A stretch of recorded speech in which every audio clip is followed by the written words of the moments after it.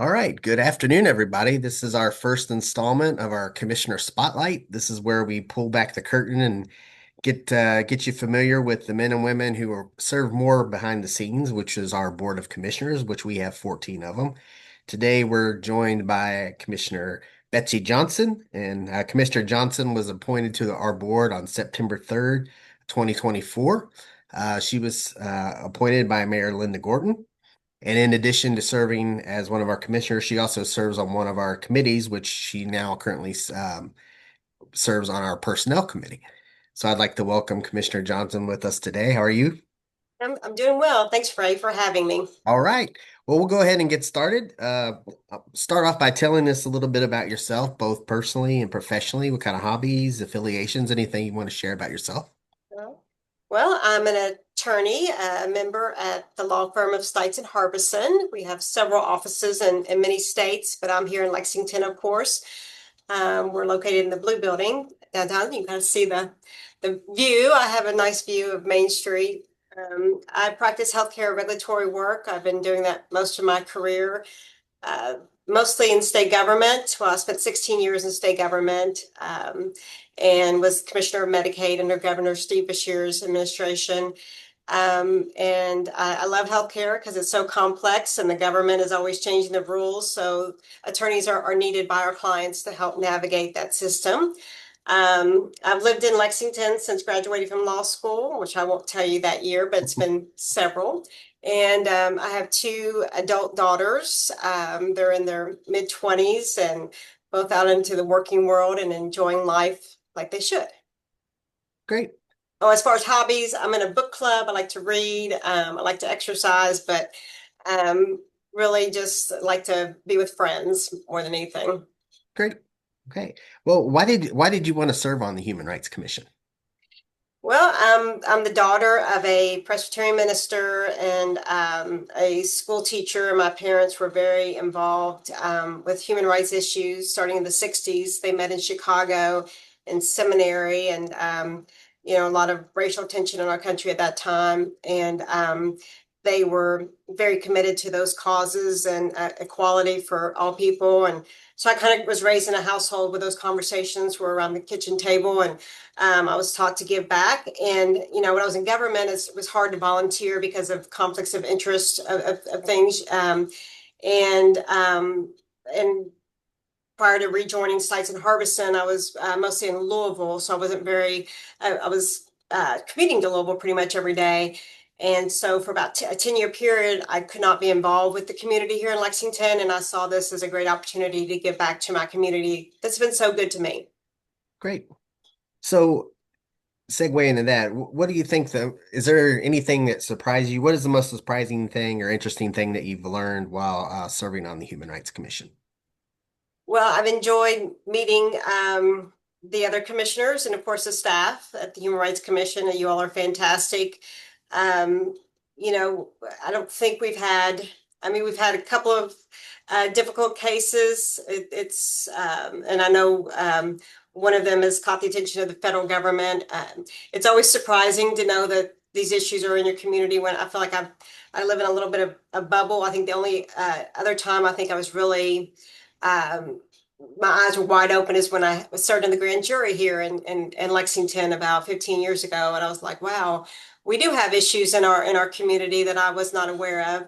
But I think the commitment of the staff at the Human Rights Commission, the support that we have of the city government and the mayor's office, I think that's fantastic.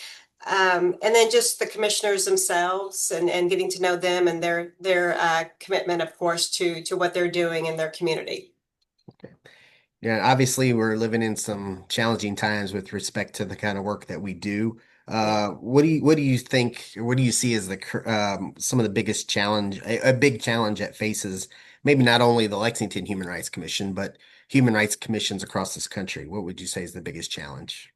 We've had these discussions, right? As you know, you brought this to our attention, but funding, I do worry about services like these not getting the appropriate funding, which, we all say money makes the world go round, and it's true. I mean, organizations such as the Human Rights Commission cannot operate, cannot protect people, cannot investigate wrongdoing and people who are being discriminated against unless they have those funds. I mean, I would really like our Lexington community to understand that it's not just a bunch of people sitting around a table talking about these issues.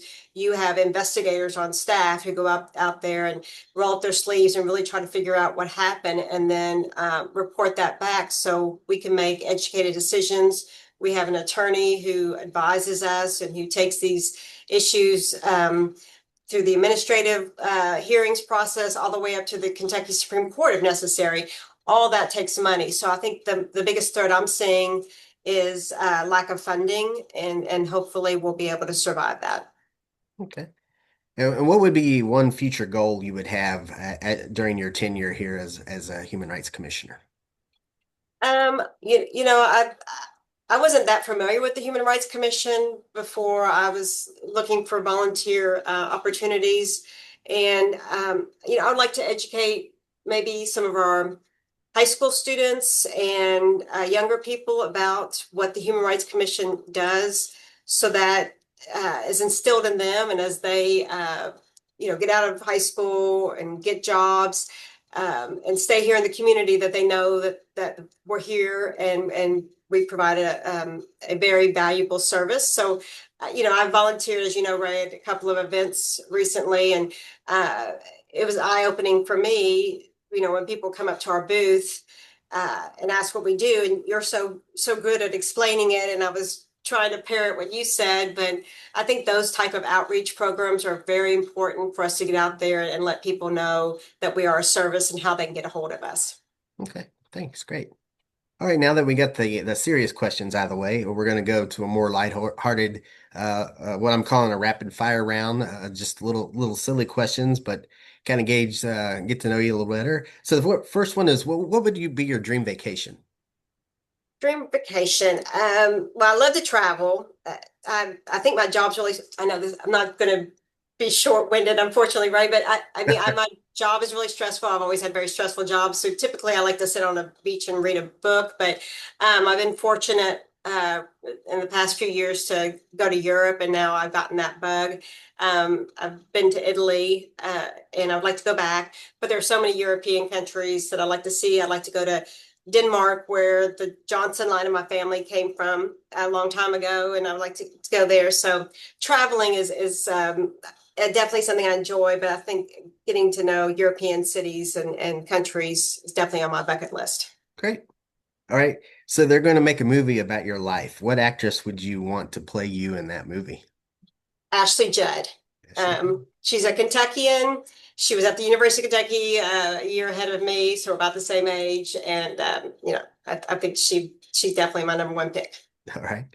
So you win $1 million playing and this may go to your first question. You win $1 million playing the lottery. What would be the first thing you would buy? A plane ticket. Absolutely. So if you could have lunch with any person, living or dead, who would that person be? Well, I'm going to go with another Kentuckian, George Clooney. I've always had a big crush on him. I find him fascinating, and so he's the first person that comes to mind. But there are plenty of others as well. Okay. And our last one is if you could have one superpower, what would that be?